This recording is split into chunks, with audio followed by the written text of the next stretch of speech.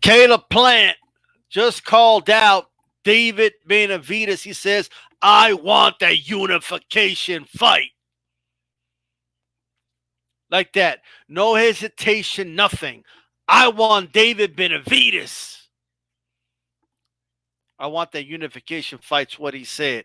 I don't believe I'm going to be here that long. Just wanted to come on here and just give my thoughts on Caleb Plant's performance. These guys know I go on Mondays and talk a little more in detail. Make sure you throw a jab at the like button. Like you come in, just jab it. Just hit the damn like button. All right? This fight went, and look, you don't have to like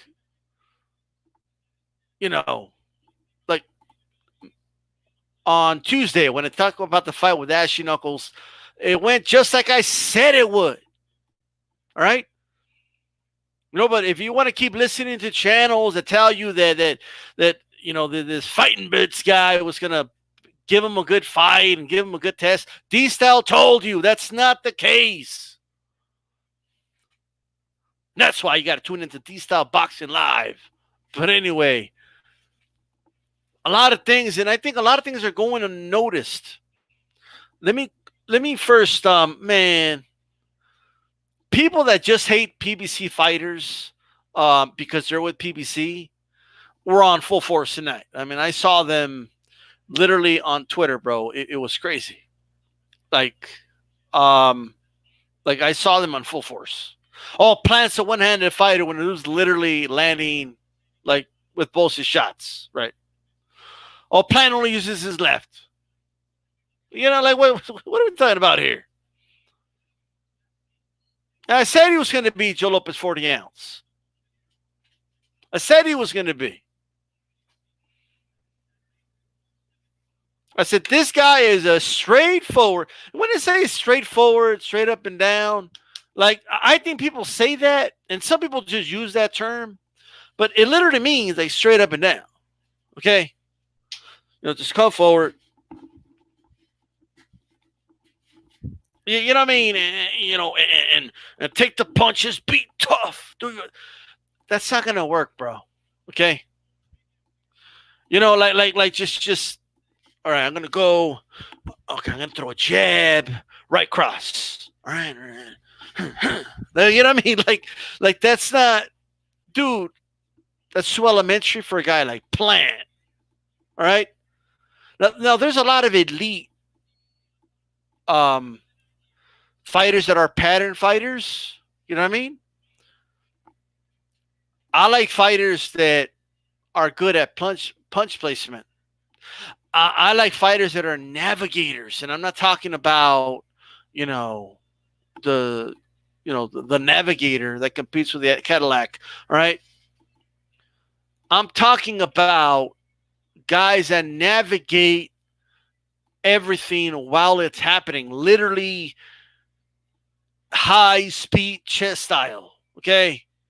Caleb Plant, first of all, the jab and the variety of the jab is beautiful, right? As he stands in the orthodox position, notice how he'll slowly move the lead hand.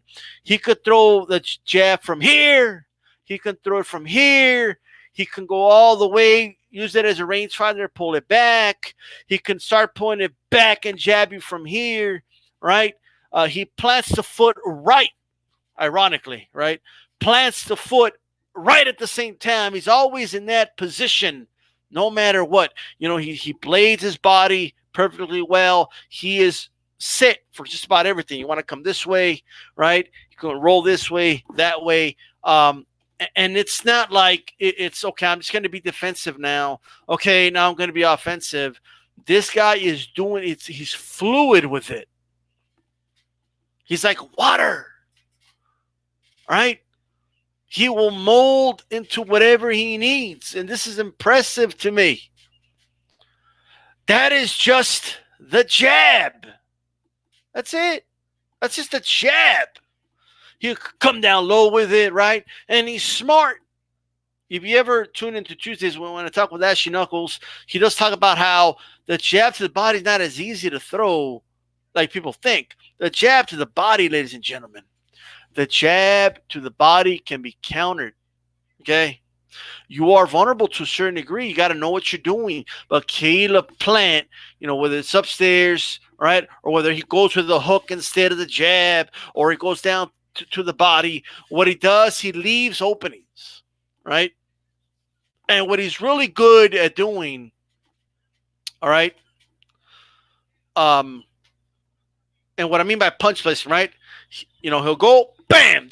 As soon as he throws that jab, depending on what happens that moment, okay, is when he decides in a fraction of a second what's going to happen next. Okay, it may be jab, back away, jab. It could be jab, move the hell out of the way, circle out of the way. Okay, it could mean jab, cross, uppercut, hook, bam. Watch the guy when he boxes. Watch him. Look at his eyes. Okay, like look at what he's doing.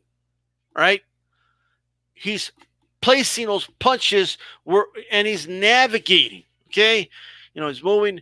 Bam! It lands. The dude's just navigating the entire body from waist up of his opponent. Okay, and it's like a computer's up there, and he's trying to see, okay, right here, bam, bam, right. The one thing I noticed, by the way, the lead uppercut here, he utilized it perfectly because Feigenbutz, right? I mean, talk about west and east with the elbows, all right? Every time he covered up, all right, the dude will cover up, and his elbows were so far apart. I mean, they were like this, all right? He would start with the elbows a little tucked in, all right? But then they was gradually, fall apart, and that's when Plant, if you noticed, right, he will go pop, pop, and then pat down the pipe, land that uppercut through the guard, okay, of his opponent. I mean, that was beautiful. This was something. By the way, where are the promoters, Bob Arum, right, that say that no one wants to buy tickets, no one wants to go to these fights, no one wants to they put the fight at the right place and people showed up. I repeat, they put the fight at the right place and people showed up. The dudes from Nashville, people from Nashville are going to show up. Okay? That's the way it works. You put guys where they're from, people are going to show up. All right? And of course, the stadium, it was an arena. Okay, let's not get carried away. It's an arena, not a stadium.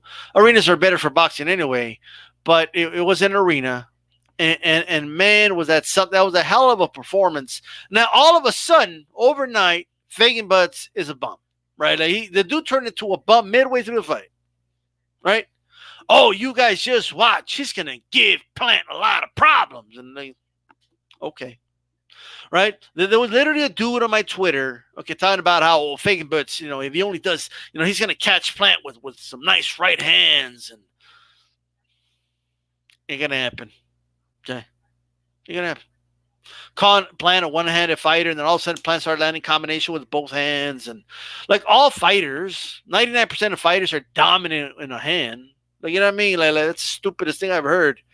But it's going to be very, very interesting. Very interesting. This was a hell of a showcase. People talk about PBC all they want. I mean, Golden Boy's doing the same thing. Top Rank does the same thing. Everyone has showcase fights, right? But when PBC does them, it's just to be an issue. Okay?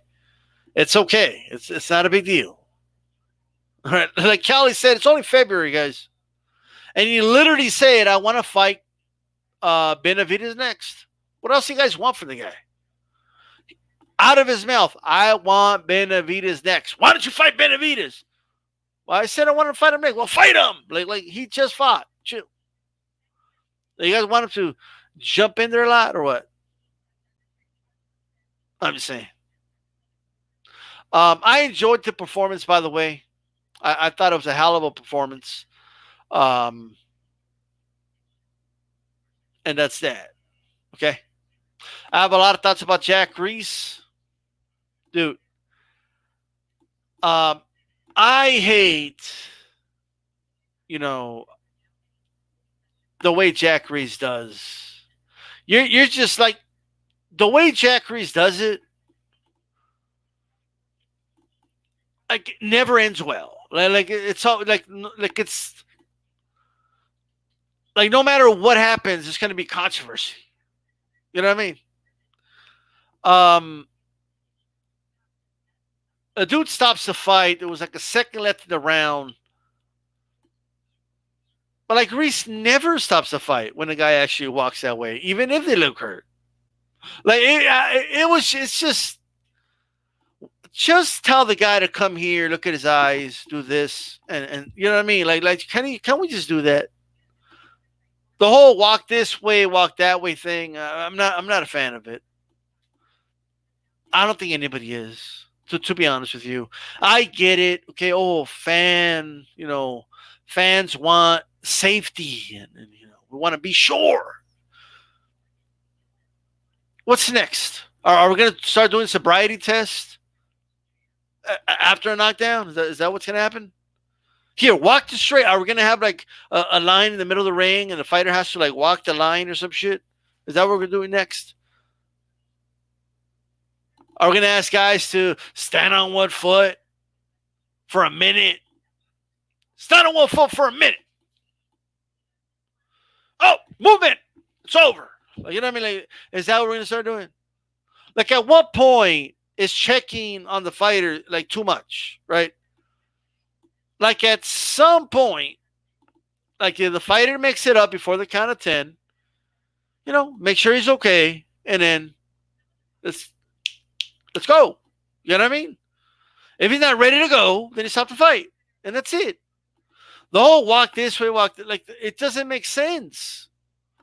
I don't like that. I've never been a fan of the walk this way and this, that, and the third. Okay. So then it's just enough of that, bro. Okay. Look what happened tonight. Like it just reeks of controversy. I honestly feel it's a good intention, but it's not consistent and it's problematic. All right. And I think they need to put a stop to the whole walk that way. Like, I just don't like that. Walk this way. Walk that way. Look at me. All right, come to me. Like, it's just, what are we doing? Look at their eyes. Tell them to walk forward. All right. Rub off whatever they when they got back up. Okay, on his shirt. Okay, pull on it, and let's go. And let's go. Simple as that. Simple as that. So, it is what it is.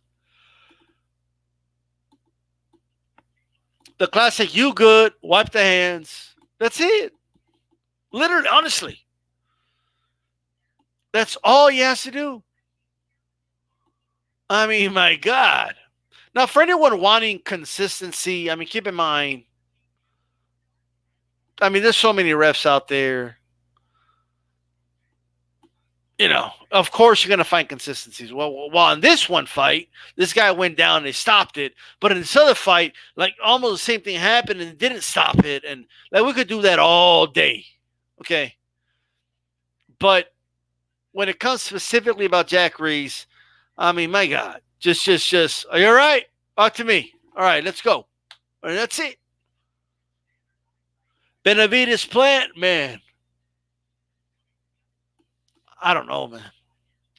That is not, that's a 50-50 fight to me. And I haven't decided yet. It might be 52-48 or something for whoever I pick. That's going to take a lot of me to kind of tell you guys who wins. But I don't want to say, because then people are going to be like, oh, you flipped your pick. So when if they sign to fight, I'll give you guys a prediction, right? That's right. At 10, you have long counts like that. There's always going to be, look, another thing they got to do, and I don't see why anyone would disagree with this. When there is a knockdown, they should stop the clock. Like the fight clock should stop immediately. Right?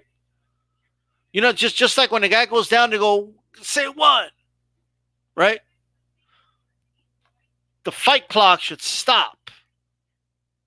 Do the 10 count. 2, 3, 4, 8. You ready to go? Okay, let's go. Boom, boom. All right, let's go. Box. When the ref says box and both guys are making a motion to fight, boom, we're back in. Too many cases, man. Like, you knock a dude down with a minute left, okay? Once the whole commotion's done and the guy gets up and are you all right? Okay, let's go. You ready? All right, okay, let's go. I mean, we're talking about, 30 seconds right there. Up to. Shouldn't be that long, but up to. A lot of time passes by. That ain't cool. You know what I mean? Make sure you guys throw a jab. Press the like button, please. That'll be much appreciated. Thank you very much for that, Andrew Charles. Man, Plant Benavides, and there's bad blood there. Dude, that is a hell of a fight, man. Like I am telling you guys. That's a hell of a fight. Let's do it.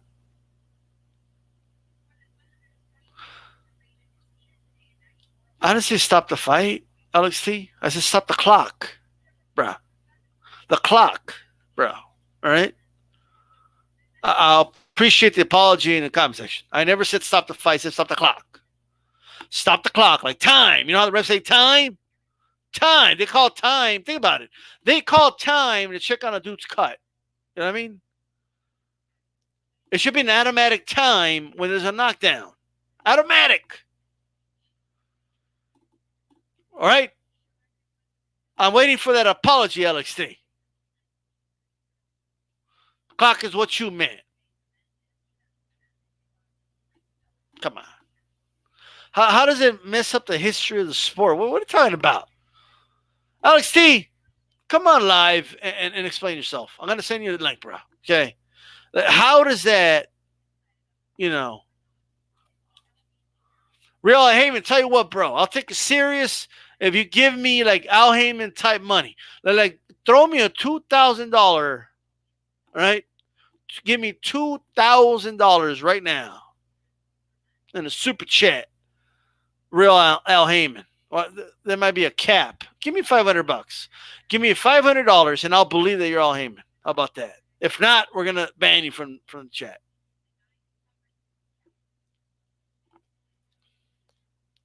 What's going on, Kelly? How you doing, Phil? I propose an idea that when there's a knockdown, the fight clock should stop. Just until they finish. Right. I'm with it. Alex T just said that would have ruined the history of the sport. I disagree. I don't care about that, man. I think, especially if a fighter gets knocked down, it gives them an opportunity to potentially turn it around in that round as well. And I mean, it also gives the fighter an opportunity to finish that guy because what if it's like 15 seconds? If you pause it, he gets 15 seconds to potentially finish the fight. Instead of the clock expiring and the guy getting the chance to go sit in the corner and getting the chance to potentially recover. So I agree. Pause it. Give the guy a chance. I mean, that's just how I feel, man. I've always felt that way, man. It would also stop situations like, revs, prolonging the clock to help the fighter and stuff like that. You know what I mean? So like the Butte against Andrade. Remember that fight? Yes. First fight. Yes. I mean, that ref. I mean, milk that clock. Somebody get rid of that Al Heyman account right now. There's a bunch of dudes with wrenches. Get rid of them. Go Man, ahead. man, I haven't seen Lucy. Lucy and Buta. Let's talking about a blast of fight name for the past, man. And what is he doing right now? Have you heard from him? Buta, have you heard from him? Have you heard from him or him doing anything, training or anything like that? Has he gotten fat? Have anybody seen him of late? Ever since Frotz took that booty, rat. He got passed around, bro, by Pascal. And, yeah, man. Yeah, man. Like I said, where has he been? I know they were thinking highly of him at one point over there in Montreal. Boxing Dialogue just said, "I hope Mel Taylor wasn't watching the fights, bro." I don't know. Melvin Taylor. I don't know if you guys. I'm not trying to. He has mental illness, man. Severe mental illness right now. I know it's funny to make fun of, but he really has severe mental illness, man. It's actually sad. If you can look him up, he's not doing so good. Yeah, man, I feel bad for him. Yeah, man. Mel Taylor took a lot of punishment. It wasn't just a Chavez fight. A lot of fights after that, and then they allowed him to fight, bro, for a long time. Yeah, the fights were getting sanctioned. Like it was just terrible when he was already like slurring and stuttering his words, and a lot of those people should be, it's a criminal act to let that dude fight. You know yeah. When the guy's talking, bro, and I feel the same way. Matter of fact, we got Brandon Rios. He shouldn't be allowed to fight him. Have you heard him talk lately?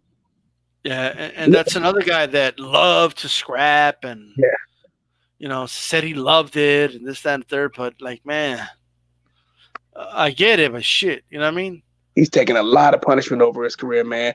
I mean, he's been in a lot of exciting fights. I mean, let's be honest, he's a dog.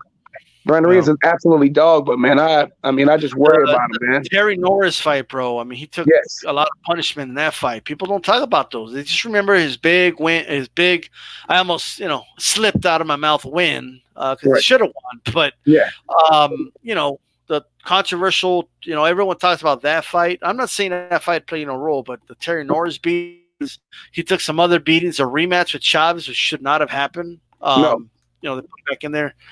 But back to Alex T here. I mean, the guy says 12 3-minute rounds. That's a championship fight. I never said it's not. But you know what I think should happen? This would be a good rule for if you take a severe beating in a fight, you should not be allowed to fight for 12 months. I think there should be some type of rule. Let your brain rest. You shouldn't be allowed to train. Nothing. You know what's funny, Kelly? They have rules when you get knocked out. Right. That you can't go back to ring for a while if you get knocked out. That's a fact. But if you take a beating, no one's there to really assess. You know what I mean? No, but you should be able. You can see it. We've seen fights. We've even seen fights where the winner's taking the beating, and I feel the same way for the winner. By the way, good stoppage by the ref in the plant fight. Okay. I agree. I thought he could have stopped the fight 2 rounds earlier, in my opinion. I mean, he wasn't doing anything, man. If this is what first thing I posted, I say, with Feigenbutz, this is why he's never going to be. First, he's too slow anyway. But this is why he has no chance to ever be elite. When his opponent punches him, he just covers up. He does not punch with his opponent. He just that's a fatal flaw in the sport of boxing. You can't do that. He doesn't have the reflexes to do that, Kelly. No, I mean, at some point, you see with the best. Even you don't have to be faster than your opponent to punch with your opponent. He doesn't have the time. The ref was like, "Enough. That's it." All right, man, he was taking some big shots, man. It was disgusting to watch, man. I was hoping his corner would stop it. Like a round or two before. It's on the corner. You know what I mean? Yes. I mean, the corner should have been like, "I'm stopping it, son. That's it." All right. If you have a good corner, will do the right thing, man, for you. Their job, but a lot of corners like, well, if I stop it too early, I want to feel fire me, and they're worried about that. I'd rather have good conscience and know that I had an opportunity to save my fighter's life, because that's what I'm thinking about. The whole fight, bro. Yeah, he's got beat up, man. I mean, this fight wasn't even competitive, so I don't understand why why this fight needed to go all the way to what he got stopped in the 10th round. What was it, the 10th or 11th?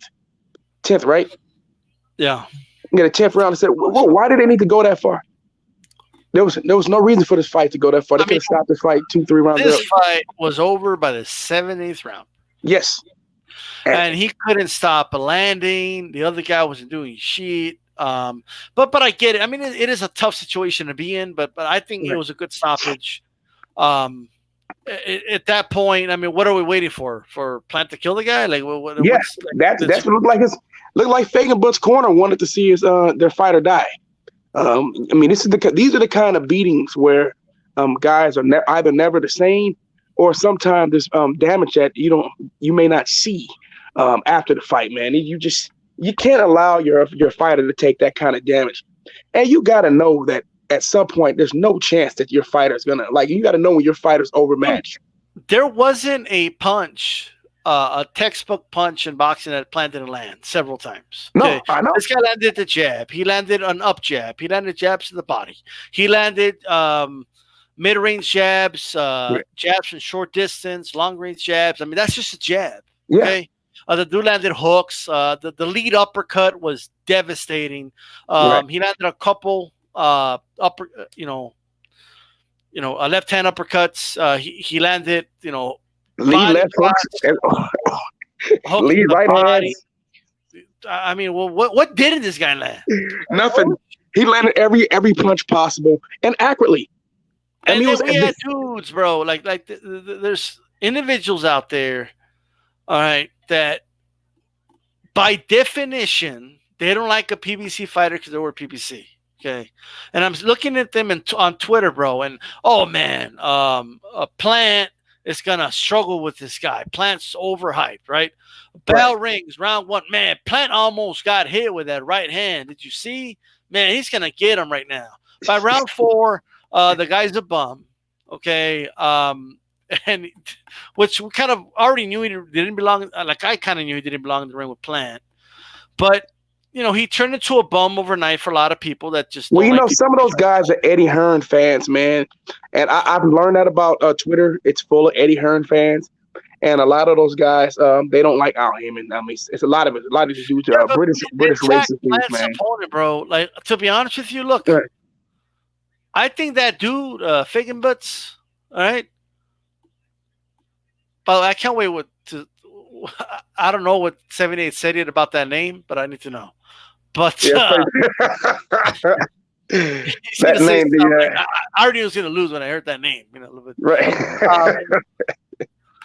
But dude, I think Callum Smith would have taken a couple more rounds to figure this dude out. You know what I mean? I agree. When you saw Callum Smith just win life and death, really lost to John Ryder, but that's a whole nother subject. Because Plant made it look that easy because Plant is that good, bro. He's very skilled, man. And people don't understand. Like I've been telling people, this dude's punch placement is off the rails, dude. Okay, very few fighters can do this in the sport, right? Right. To where this guy, this guy does not have a calculated combination. You know how there's dudes that just go in and just throw a combination. You know what I mean? Right. Like this guy, it doesn't have like a combination in his head and just throws it. You know what I mean? Right. Like he's thinking. He's thinking. It's fluid. It's fluid. Everything he does is fluid, and it's natural. He just takes advantage of every opening. Like I said, my only issue with him tonight is the way he just pulls back at times. That's a mistake. You do that against David Benavidez, you want to sleep. He was trying to put on a show for I think he could have done what he did a few rounds earlier. Yeah, I agree. I think he could have sat down and let his hands. Because I mean, the guy, you saw what I saw, man. Every time Caleb Plant let go combination punches, the guy just covered up. It's like this. He couldn't defend himself, man. And Caleb Plant, wherever he would cover up, Caleb Plant would either punch around the guard, punch between the guard. He land left hooks to the body, threw a straight right hand to the solar plexus, man. I mean, just beautiful shots, digging shots to the body, man. Beautiful, lead uppercuts, man. Brutal head snapping uppercuts. There was nothing. He had no answer at all. I mean, you could tell pretty much from round 1 with those jabs when he came out jabbing. jabbing, and he was jabbing to the body. I said, this is gonna be an easy night. Very early, I know it was anyway because I seen I a think little we bit all of knew. highlights of the dude. I seen highlights of the dude, and I knew the dude wasn't good enough. Then also looked at his resume. So this guy really hadn't fought anybody, and I saw he got knocked out twice. Dude, his resume is very thin. His punches were way too looped. Yep, He had to keep Plant at mid range. When what the fuck was that going to happen? never was Okay, gonna happen. Plant's footwork's too good. and then Plant, every time he got too close to him, dude couldn't do anything. He was beating him Nope. up in there from distance, beating up in there. I mean, this was the throw beating. By the way, Alex T, I appreciate that super chat. I don't know what you mean by give me the Chavez Jr. baby spoon. I don't know what that means, but I appreciate the support nonetheless.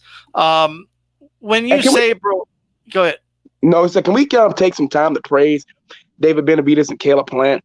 You know, like we heard this. Look, I believe Ryan Garcia would fight Devin Haney, bro. I do. Maybe I'm wrong. Maybe I'm crazy, but I think he would. His promoters, on the other hand, not so much. David Benavidez and Caleb Plant have been calling for each other for almost 2 years. They have not bit. They have not hesitated. They have not tried to redirect or try to say, well, I need this fight. No, they have been consistent.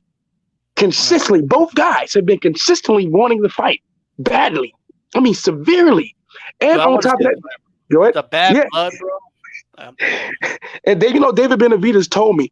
He told me, he said, man, he said, after he fuck up Caleb Plant, and he shut his mouth up, and he said he's sick and tired of the dude.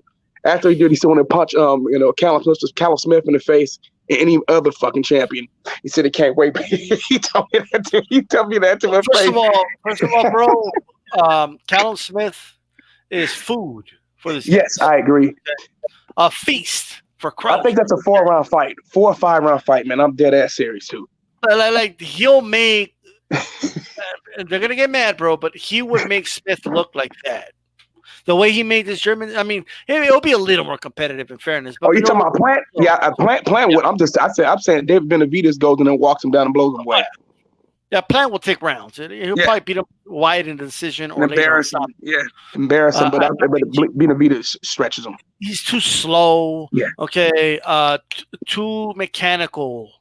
Okay. He's too slow for both of them. Everybody got to remember, David Benavidez has fast hands, very fast hands. He's too fast for Callum Smith. I think he annihilates the dude. I mean, don't get me wrong. I'm not saying he's a bum or anything. He's solid. But he's not at the level of these dudes. Okay. No, I don't think he can beat Billy Joe Saunders. There's a reason Canelo wants this dude, bro. Yes. I don't think Callum Smith can beat Billy Joe Saunders. I don't. Yeah. I don't think he beats Billy Joe Saunders. I think Billy Joe Saunders is too fast for him, too fast hands. But I think Billy Joe Saunders is food for. Like I said, the two British dudes are food for Plant and for Benavidez, bro. Me personally, this is what I would like to see. I would like to see Plant and Benavidez versus those two dudes. Right. Then they meet for the undisputed, because to me that's one. They're 1 and 2 or 1A and 1B as of right now until we find out who's 1 and 2. But I don't think either one of those dudes are even competitive at this point. Especially Billy Joe Saunders off the Exotic frame. It just to me he's a much worse fighter when he's not on the Exotic frame. Dude, if you put this Feigenbutz dude against like let me think of somebody really quick. The dude from Canada. What's the dude's name? The guy that Gennady Golovkin beat. I can't remember his name. Oh, David Lemieux? Yeah, David Lemieux. It would be like a war, bro. I think Lemieux ices that dude, man. I think Lemieux might ice him. I think it's competitive for a couple of rounds. And maybe before he catches them with that left hook eventually, man. Because the reason he looked like that because Plant was peppering him up with jabs, bro. No, I agree with that. I'm just saying eventually he's gonna get a caught with the left hook and get iced. I mean that power. I mean I'm not the biggest fan of David Lemieux, but his power is real. His power is scary. He's the biggest puncher at 168 by far. If he lands, it's over. I don't give a fuck who it's against. The one thing, yeah. Go ahead. They should just do Ryan Garcia. Like I'm tired of this protecting dudes from their old shit. Okay, just have Ryan Garcia fight Devin Haney. They're Let's just both do the fight. on the same network. It doesn't make any sense not to make that fight. Like, let's do it. And it The can both loser will be back and beat some of the dudes. That's all the right. loser will bounce back. They're both super young. I don't understand this. The loser's not going to be thrown in the garbage. This used to be bounce back. normal, bro. Like prospects fighting each other used to be a normal thing, and then they would meet again later when they were champions. Like who cares? Who let's just get these fights going, bro. Like you know what I mean? Let's do it, and I'm consistent across the board. Like if anybody wants to say, oh yeah, what about PBC? We were just talking Plant Benavides. Like it's not like like across the board. It is like there's fights within the same networks in house that could be made. Let's just fucking do them. You know what I mean? By the way, Alex C. But by your logic, we can never change rules ever, right? Because right now you're saying, boxing is 12 rounds, 3-minute rounds, right? It used to be 15. It used to be 15. It used to go on forever, though. It used to be unlimited. Rounds used to be until a guy got knocked down, not 3 minutes. That's how rounds used to be. You know what I mean? And by the way, Jack Reese, that shit would probably be better off for those rules. Okay. Like I'm just telling you, dude, I think you're a little confused here with what I'm proposing. All I'm saying, let's say there's 1 minute and 50 seconds left in the round, Kelly. It's a 12th round. You knock a guy down. You stop the clock during the count. Yeah, that makes sense. So you have enough time to count, make sure he's okay. Okay, now let's go. When the ref says, let's go, box, the clock restarts. Yep. It's not like a terrible thing. How's that going to destroy the history of boxing? You know what it do too? Let's say if that knockdown occurred and the guy who got the knockdown was way behind, it gives him an opportunity to try to have a come from behind victory. I like it. It will also stop refs from like, I probably bet on this fight and or he's a house fighter and this is the guy I'm looking out for. The dude gets knocked down with 1 minute left. I take forever to count. I take my sweet ass time to count. I take my sweet ass time making sure he's okay. And then I keep telling the dude that to go back to his corner to stall more time. And then 30, 40 seconds are off the clock. Right. You know, like it's a non-issue if you stop the clock. That's all I'm saying. They're still going to box for 3 minutes. And to me, that's just a minor change. That's nothing major, but it helps. It will help. I'm all for that rule, man. It should be applied. Maybe we can get one of the states to make the change. Maybe I'm going to bring it up to the California Athletic Commission. Propose it. I don't know if they won't change it this year, but if it'll change, maybe. I still want to know why would it destroy the sport? It's just the craziest thing ever. But Yeah, I mean, if there's a rule change that can actually help the sport, I'm all for it, man. If it helps, no, I'm not. I mean, we got to understand that times change for a reason. Things happen. We have technology. There's different advancements of things. So some things may benefit us. Eventually, we don't have the technology yet, but eventually, we may eliminate judges because we're going to be able to score fights based off sensors on the gloves that will be accurate. So. I mean, okay. First of all, you know how the anti-science people will be. You know what I mean? Like, I don't believe it. They bought off the scientists that created for so and so to win. Like, you know what I mean? Like, I saw the fight live. That would be crazy though, because what if like you hit the shoulder? How with the glove? Right. Yeah, that's well to me. I mean, I guess it depends on what part. If you hit the shoulder blade, I think it should count as the score. If you hit the outside of the shoulder, it shouldn't count. It should count as the block. So it's got to be. So I guess you would have to program it. You would have to program that. I guess all that would be programmed into the. Well, of course, would definitely be the sensor to know what counts as scoring shots, where the torso is, and shit like that. So I'm pretty sure. It will know based off of feel where the torso is. So I mean, it's a long way away, but eventually we may not see it, but eventually it'll be there. So I'm all for scientific advance. I'm all for things that improve the sport. Yeah. And on top of that, that will actually give you a more consistent side. I mean, or it'll give you a more consistent answer of who won the fight a lot of times. Because sometimes you'll see if you look into the announcers, you'll be like, man, you'll look at the replay and like, well, these punches were getting blocked. Well, you saw it in live action. You thought you saw your eyes weren't lying. You know your eyes weren't lying. You knew that some of the punches that one a fighter was throwing was being blocked. And if you listen to the announcer like, oh, look at the great shit, great digging, but great digging shot to the body. Like, wait a minute, that got blocked, man. He blocked that with his forearm. What are you talking about? And then you go back and look at the replay, like, he didn't land that. What the hell is it? What the hell are they talking about? So those, you know what I mean? So, man, maybe fans who, because the fucking announcers are biased as fuck at times, man.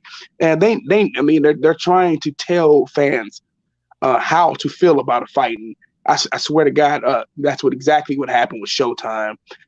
They convinced fans that Tyson Fury won the fight in a rout, and that just did not happen. I mean, Tyson Fury just gets round just for standing there and shit. I'm like, get the fuck out of him. He didn't do anything. I think the jab was fair. The draw was fair, but right, the draw was fair. But people's talking about like Tyson Fury ran away with it, or it's a little off. But what's up, Alex? I had Wilder winning I had Fury winning going into the 12th round until he got dropped. I mean, that's how close I thought the fight was close. Yeah. I really had Fury up.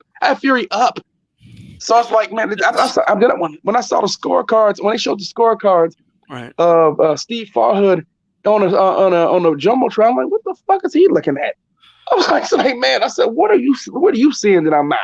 I said, dude, you're tripping, man. Even the people in the arena didn't see the fight as and not until they got home, people started changing their minds. But the people in the arena thought the fight was close. It's just unbelievable, man. Let me get the Alex T. What's up, Alex T? What's up, Alex? You there, bro? Alex T. Going once, going twice, three. What's up? Alex, you got to fix your shit, bro. Tell him unmute himself. He's not muted. He's not? Oh, I don't know what's going on then. Yeah, I don't know what's up with Alex T, bro. Tell him just go out and come back in. Yeah, go off, come back in, Alex T. Man, what do you think, man, of everything the groundwork is there in terms of the possible matchups? 168, I mean, 154, 135, 147, these divisions have the fighters, bro. They just got to fight each other. You know what I mean? What did you hear? What Jose Ramirez is a really old school guy. I think he doesn't really care about Ryan Garcia's demeanor. He seems like I think he's too Hollywood for Jose Ramirez. Jose Ramirez is really like a blue collar kind of guy, and he pretty much told him, he said, man, I'm sick of you, and you need to be shut up, man. He said, I'll come down there and knock your ass out. I'm like, oh, he said that shit. Right. He said that shit today. I'm like, oh man, Ryan Garcia rubs a lot of guys the wrong way. To me, I'm like, I gotta understand. I said, I understand, but Jose Ramirez technically, well, they're not from the same generation. Well, I think Ryan Garcia comes from the generation after millennial, so he's not a millennial. But hold on. I think Jose Ramirez may not be a millennial either, or he may be like the tail end of the millennial. Yeah, it could be. He's a tail end of millennial, so he's a little bit different, but his mindset is different. But I don't know. I mean, Ryan Garcia is just doing what he has to do to sell himself, man. He don't really bother me, man. I don't know. Maybe I'm crazy. He doesn't really bother me. I know what he's trying to do. It's working. He's marketing himself. But Jose Ramirez is kind of like, I just want to fight, beat the shit out of people, man. And I just want dudes to have respect. But that's not what he's trying to do. I mean, Ryan Garcia is trying to make a lot of money on top of this. This was a prize fight. He wants to be a megastar. So he's doing the brunt work. You have to market yourself, man. You do. Jose Ramirez doesn't really have that kind of a personality. He's kind of a guy, I'll show up, fight, and go home. He's a nice guy, very nice Generation guy. Z is what Ryan Garcia is. Fruity generation. If you look at his generation, man, all these guys are all on Instagram and Twitter all day. All fucking day. Devin Haney, Tank, you know what I mean? That whole generation. If you look at all the fighters from from the new generation, they're all on fucking social media all fucking day.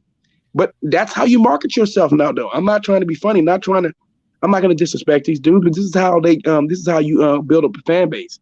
You want to get more to Twitter, Instagram followers, Facebook followers, and if you got a YouTube channel, YouTube followers.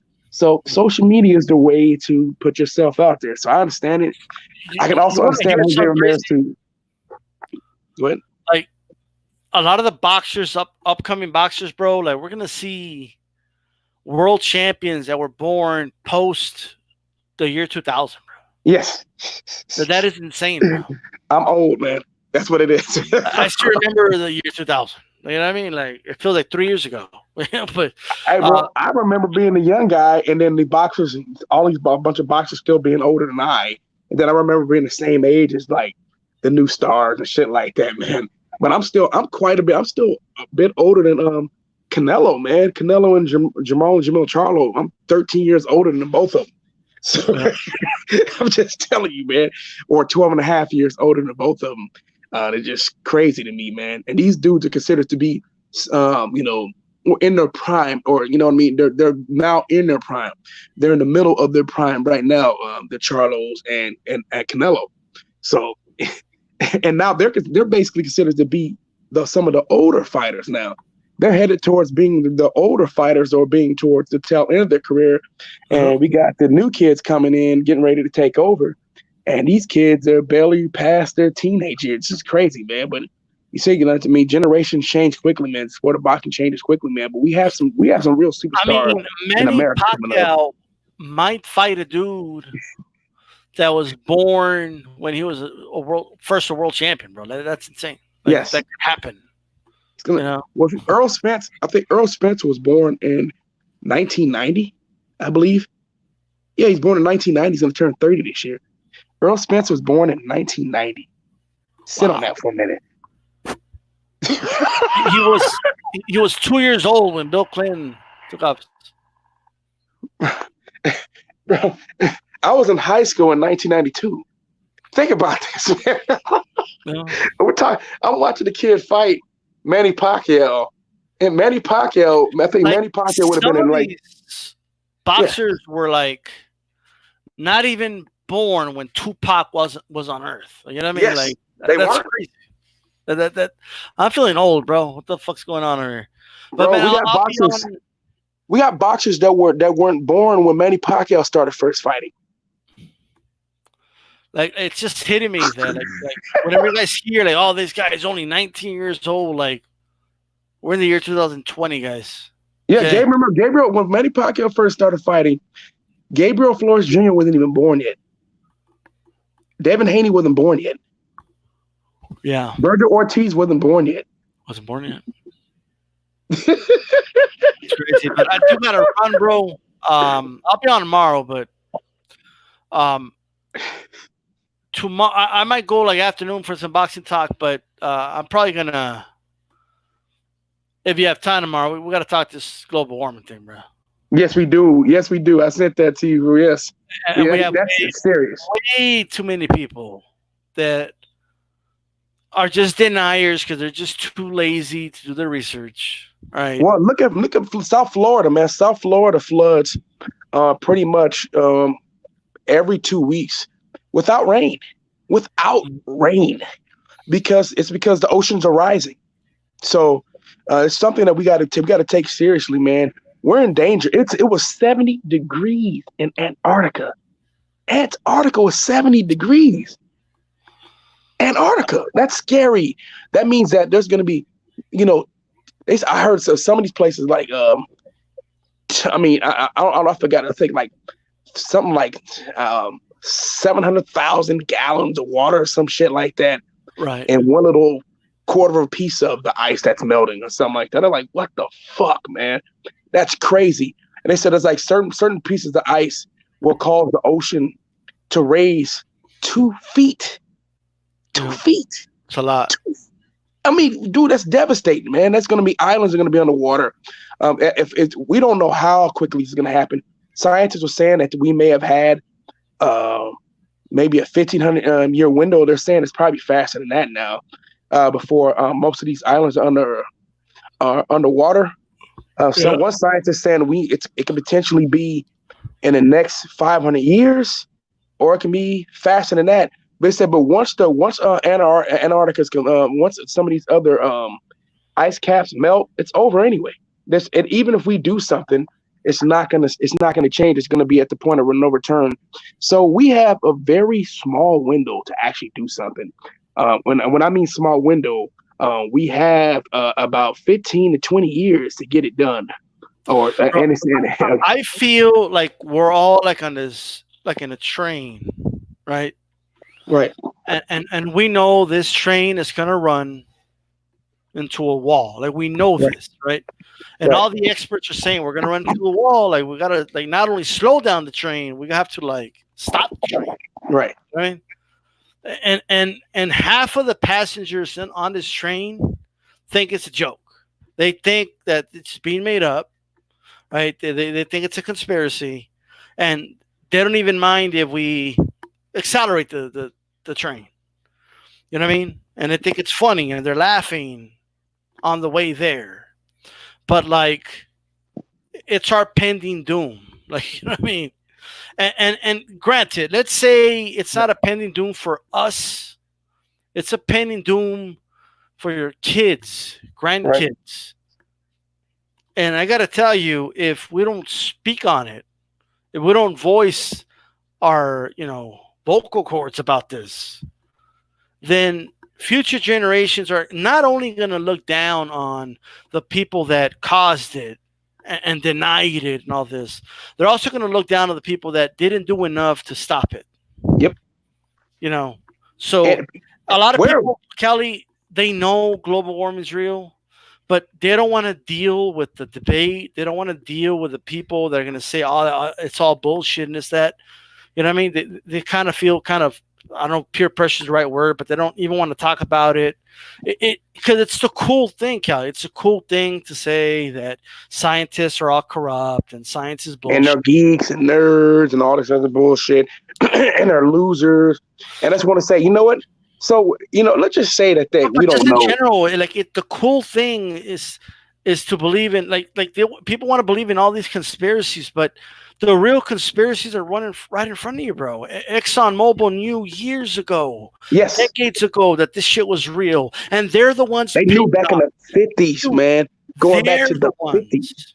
They're the ones paying off retired fucking scientists to go off and say it's bullshit. Okay, Yeah, but Exxon Mobil's known since the 50s, man. Since the no, 50s, that but climate change is real.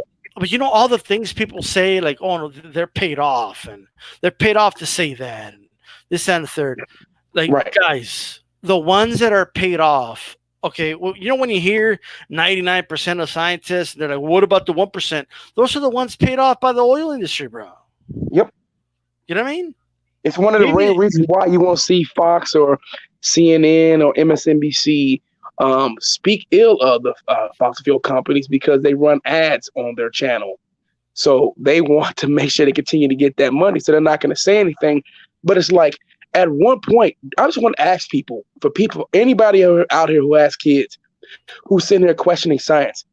You have kids, so you may have grandkids one day. Do you give a fuck about your kids or your grandkids' future?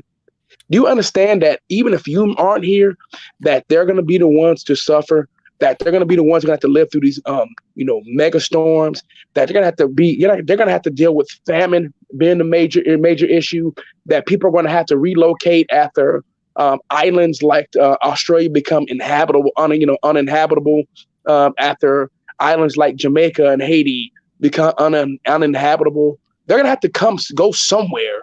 There's other islands off the coast of Africa as well, like Cape Verde. Cape Verde. Cape Verde is one of the islands. There's multiple islands all over. Hawaii will eventually become uninhabitable or start to become underwater, or people are gonna have to start pushing further up towards the hills and have to move pretty much up to the volcano. And so they're gonna have to be displaced. See, people are gonna have to be displaced at some point. So, and what's crazy is that science has given, these people will be sitting in their homes, right? Right. questioning science, but they're feeling nice and cool with the refrigerated air inside the house. You know what I mean? It's Like a fact. what do you think created science? Okay, is the reason you have these things.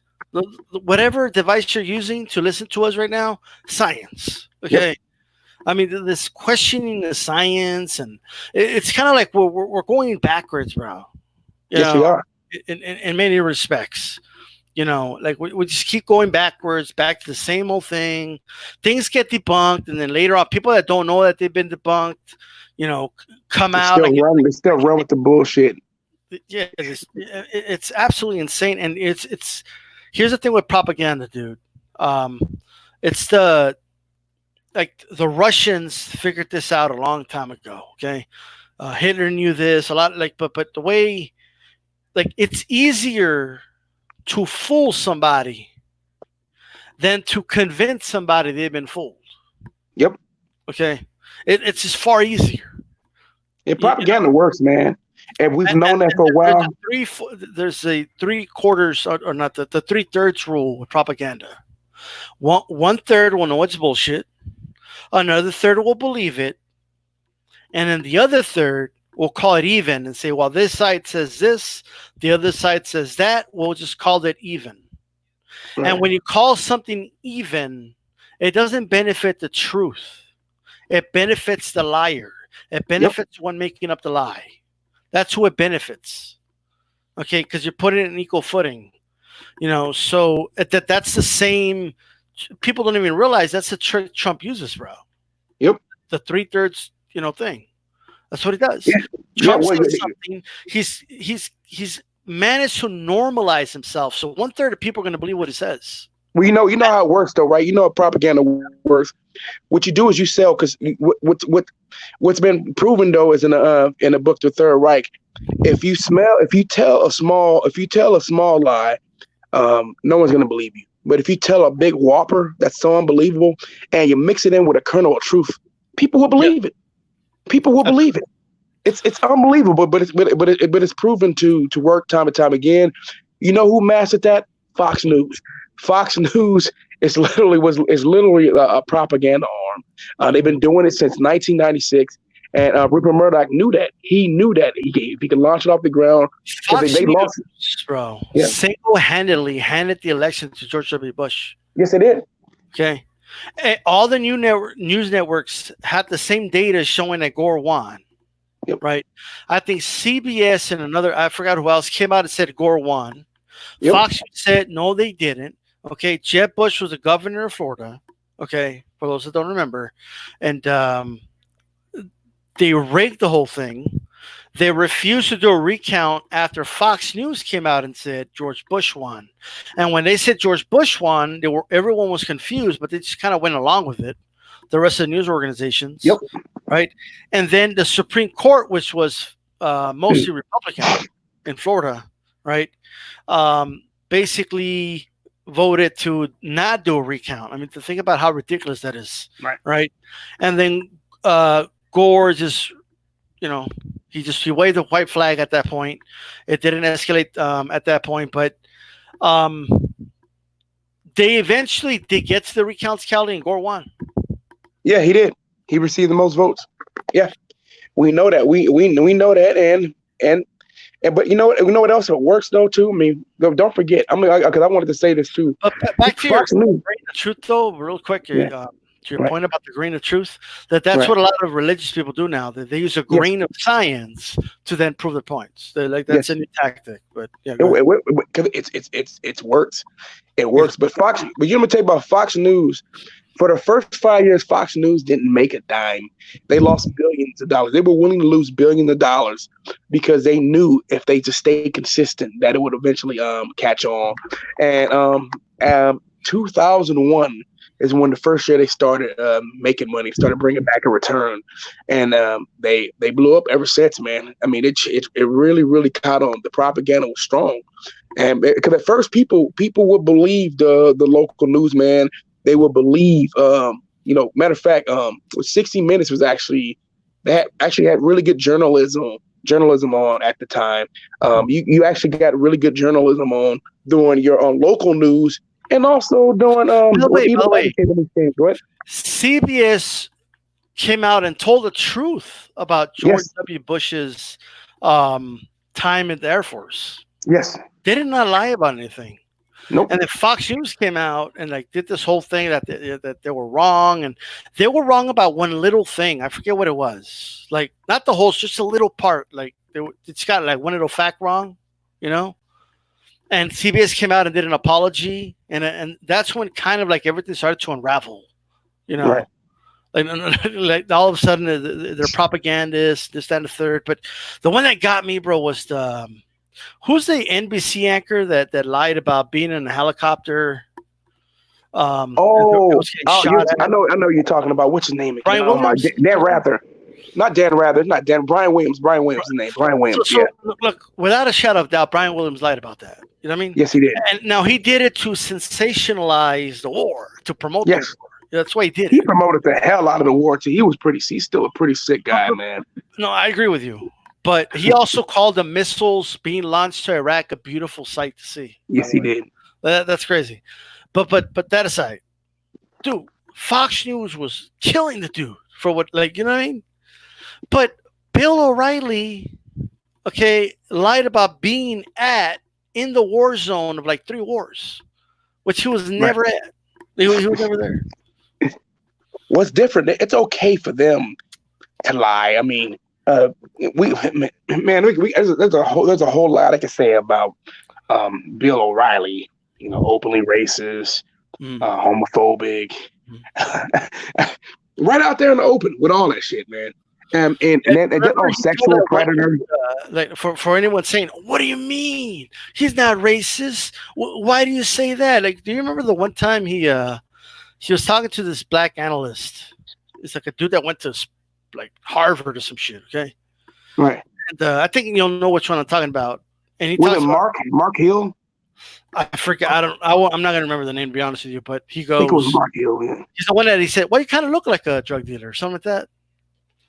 Yeah, okay, I'm not thinking. No, yeah, I think you know it. It wasn't. I wasn't Mark. Like, let's say I run into a drug dealer. You kind of look like one, by the way. Like it was just kind of like what? I got another one for you. Where Bill O'Reilly, he went to a restaurant in Harlem with Al Sharpton, and he was like, "What?" He said, "What? I'm shocked. Black people aren't loud. This is actually a nice establishment. I was expecting everyone to be loud, yelling and screaming and saying dynamite and shit." I'm like, "Oh my god!" And saying, "Oh, it's I'm gonna say how you gonna." It's a you jive turkey shit. He was saying all this. I'm like, I guess he was on it. I don't know, but it's like, dude. By the way, what's your like opinion about Budashek, however you pronounce his name? You know what? He's the kind of guy. Well, to me, at first, I think he's absolutely fake. But his record when he was with as a mayor, and pretty much firing the first black police chief. Turns out he fired the first fire chief as well. Then eliminated all the black police chief. All the black policemen off the force. So they don't have any black policemen on the force anymore. This is all under Pete Buttigieg's watch. And Pete Buttigieg was speaking with one of his constituents, and she was saying, what are you going to do about the police, stopping and harassing us? And he says, well, and she was like, it would be nice if you would actually do something about the police harassing us. And he told the women to go vote for somebody else. That's what he said. Told her to go vote for somebody else. Well, here's the thing. Right. I saw a special. Or not a special, but you know that show on Comedy Central, the Daily Show with that dude from South Africa. What's his name? Oh, I know you. Hey, I know what you're talking about. Getting the light skin dude. What's his name again? God damn it. Yeah, but he came out, right, and he did some special on like Budashek, right? Right. And he literally said, he goes, Trevor Noah. There you go. Yeah. The guy literally said, right. Like he was talking about Budashek this, Budashek that, and then he goes, man, you guys must be thinking, well, why only good things about him? We couldn't find anything bad at all. Right. That's what he said. Right. A simple Google search, you would have found some of the questionable things. Yes. You know what I mean? And that was a little eye raising to me. But man, like this dude, I swear to God, bro, if he's not a plant, I don't know what else. Like we see Pete Buttigieg pretend to know Spanish. He was trying to recite a quote that he read from a book in Espanol, and he mispronounced it.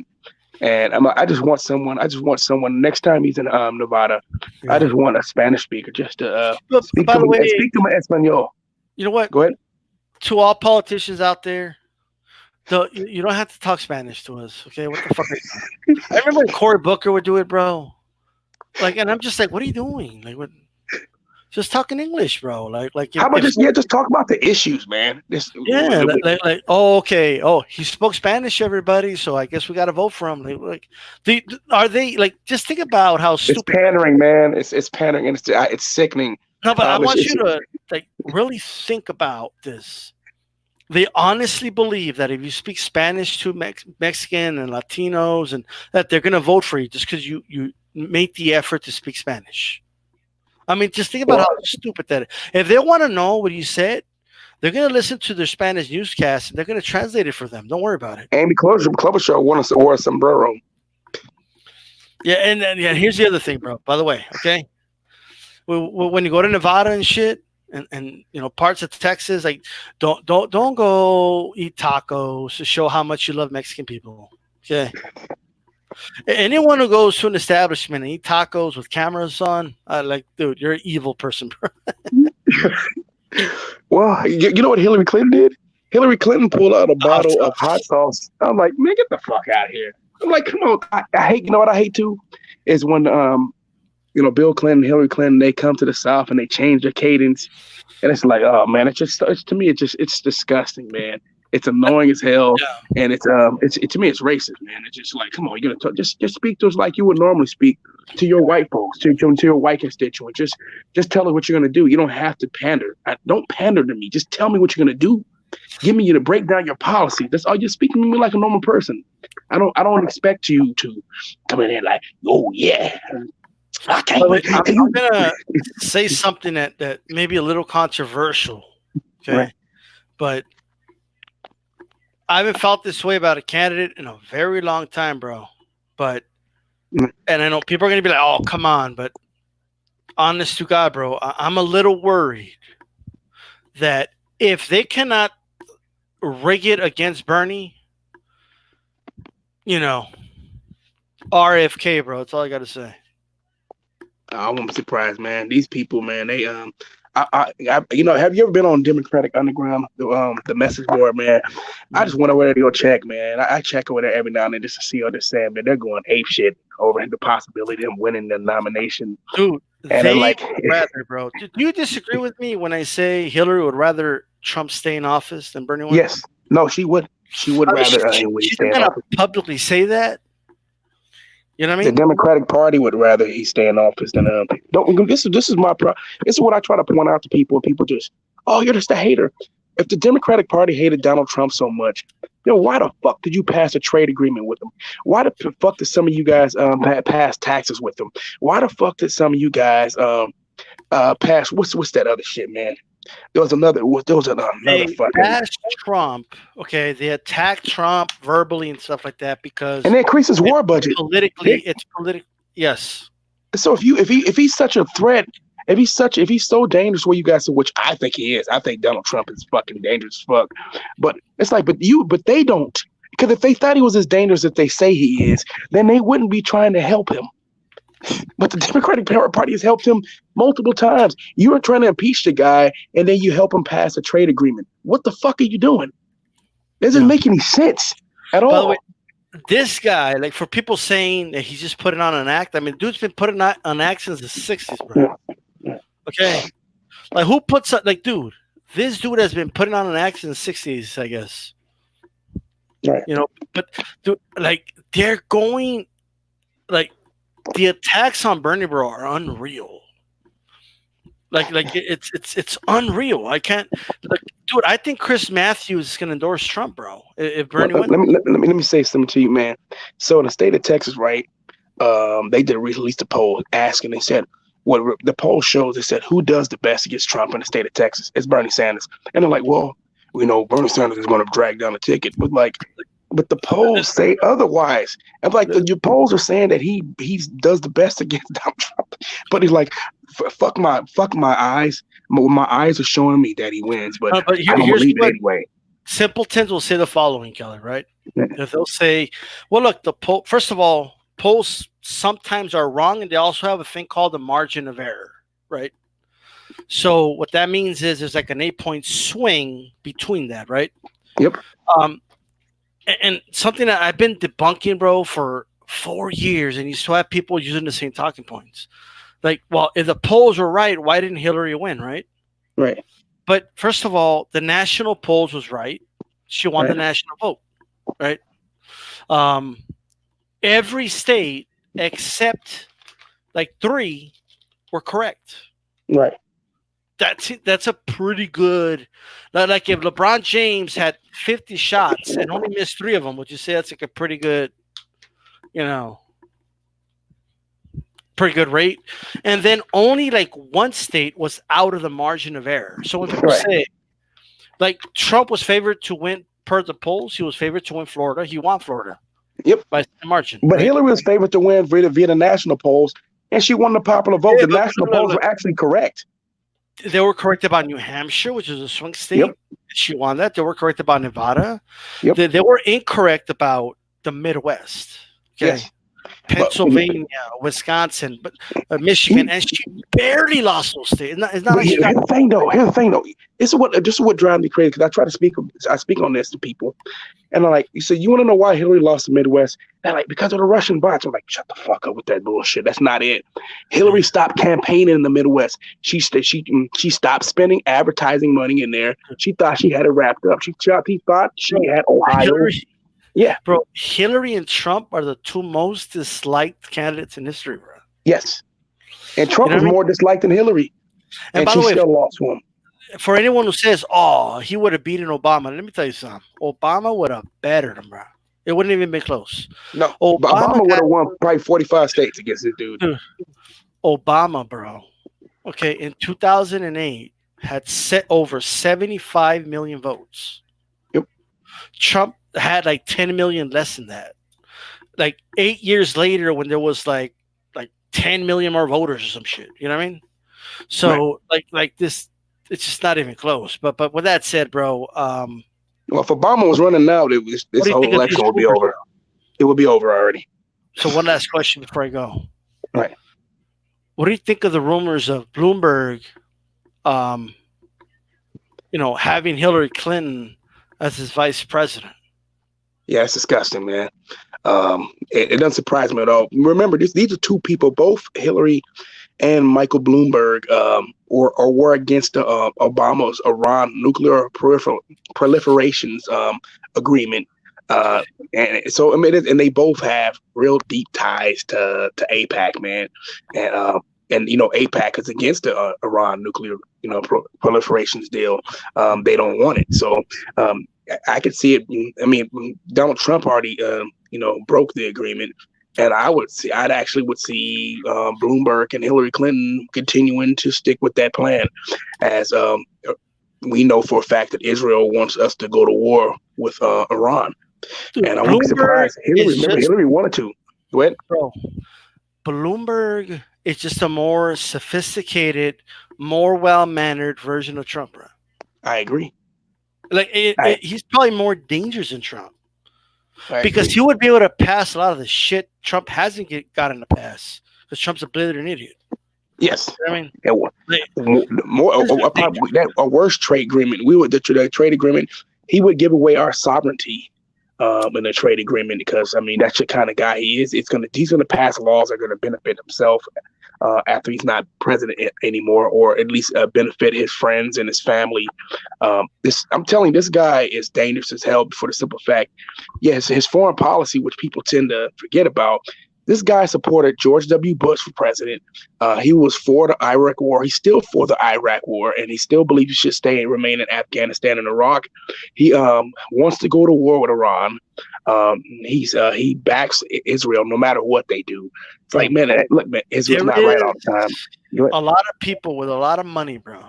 Yes. Okay, that do not want Bernie, bro. The left and the right, they don't want Bernie, bro.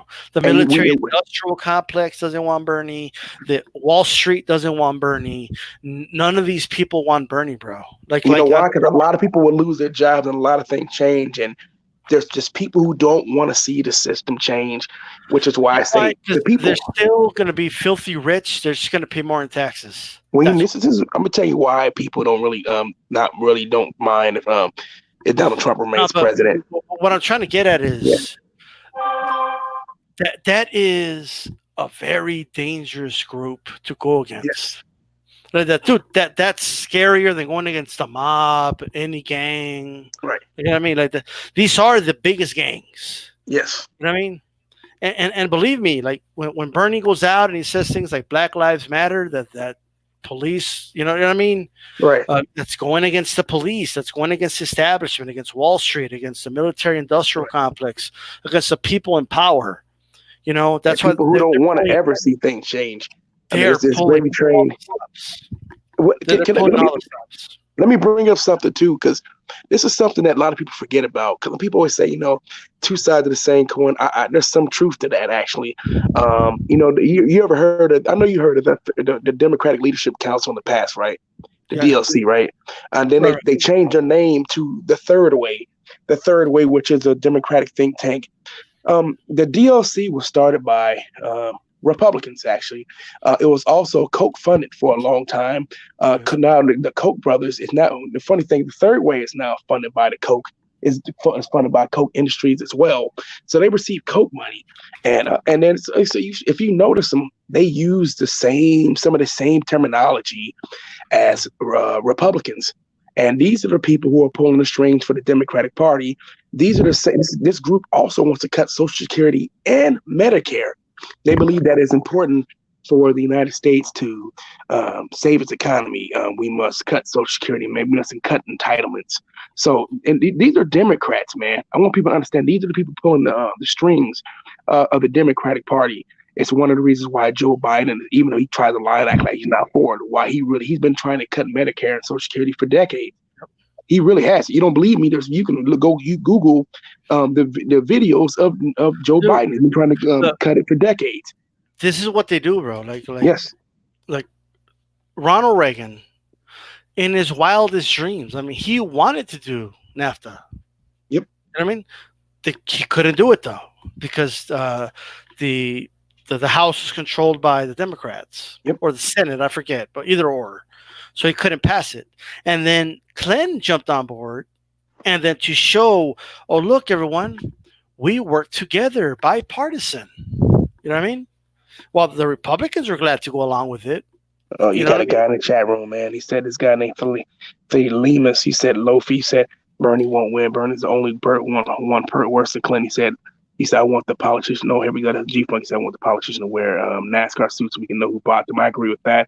Then Lofi said, Bernie will drive the moderates right. But the polls don't show that, bro. The polls actually show him whooping Donald Trump's ass.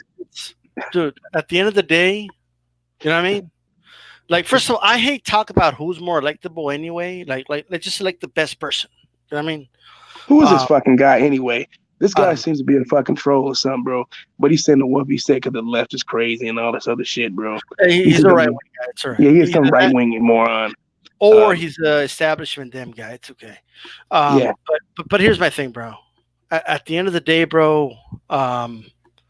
He said, where did the polls get us in 2016? The polls were accurate, guy. Did you read the fucking polls? The polls were fucking accurate.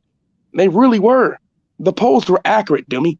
Do you guys just ignore this shit that the polls were actually fucking accurate? The polls are accurate. Hillary actually won. Hillary won. If you're going to go by the polls are right. Hillary won by the percentage that she was supposed to win by, according to the popular vote. But the popular vote, when it comes to the election in the U.S., you got to go state by state. Go ahead. Yeah, but at the end of the day, the polls were only wrong in Wisconsin, Michigan, and Pennsylvania. That's it. That's it. Like, and then she narrowly lost those states.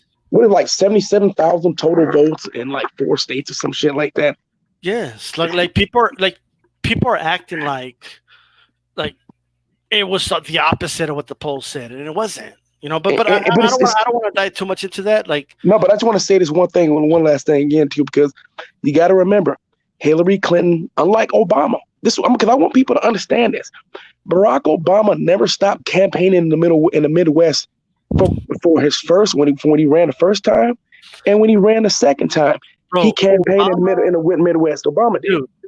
Dude, Obama would go to like districts, right, where he knew he was not going to win, okay, and many of his own advisors were like, I mean, why you're not going to win that district? And Obama said, it doesn't matter if I lose a district by 30 points instead of 50 points.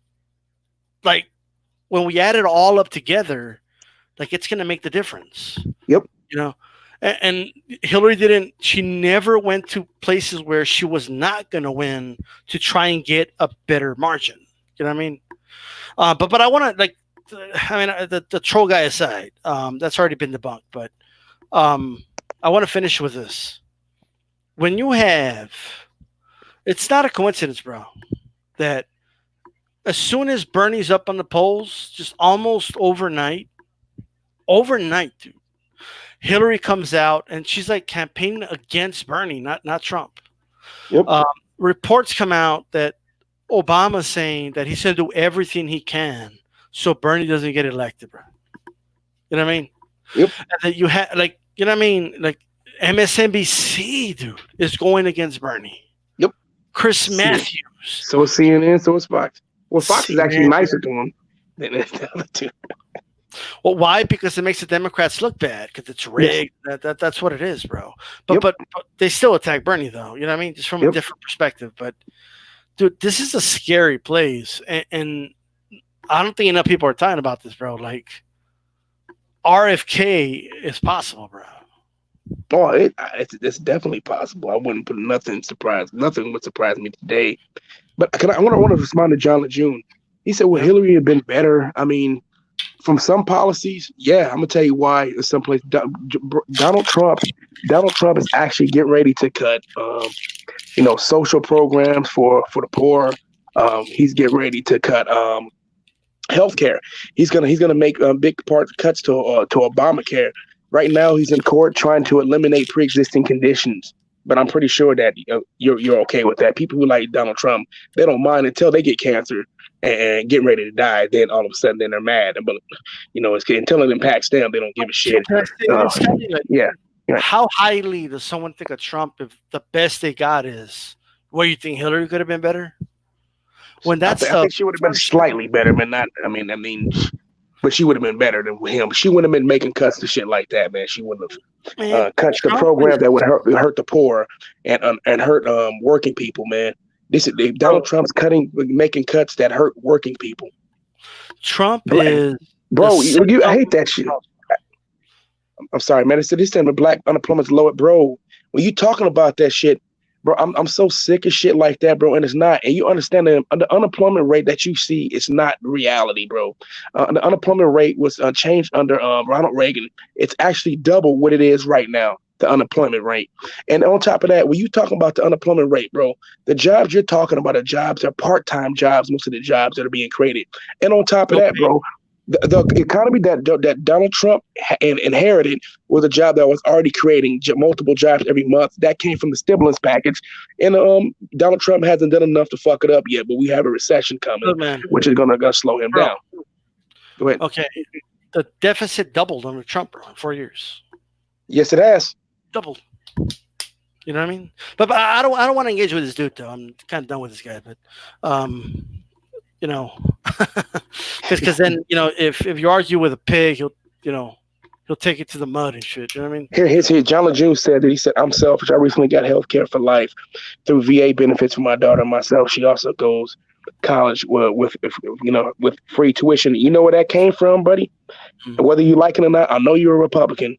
Democrats gave you that. Republicans will never give you that, bro. They don't back you on shit like that. But it's amazing how many dudes. Look, man, I don't even like the Democrats, but this is a fact.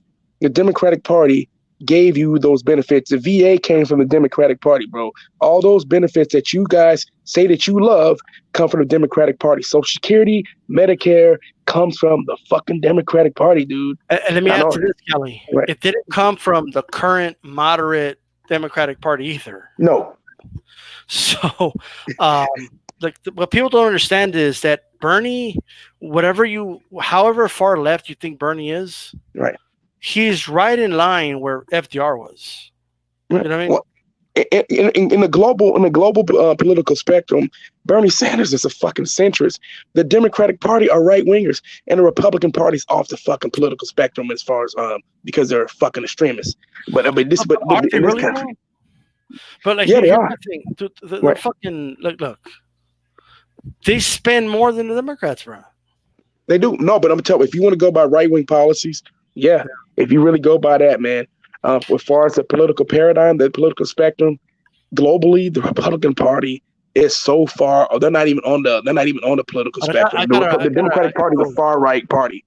It really is in a global political spectrum. In this country, the Democratic Party is considered to be left wing, but in a global political spectrum, the Democratic Party would be more in line with what Theresa May is in the UK, which is a right wing party. You know, hey, bro, but I gotta run. Okay. I gotta run. It's good having you on, man. It's good having you. Thanks for having me on. Say good for having you on. Shit, it's your show. Thanks for letting me come on, man. I appreciate you always, man. Love talking about this type of stuff. All right, man. Peace. All right, man.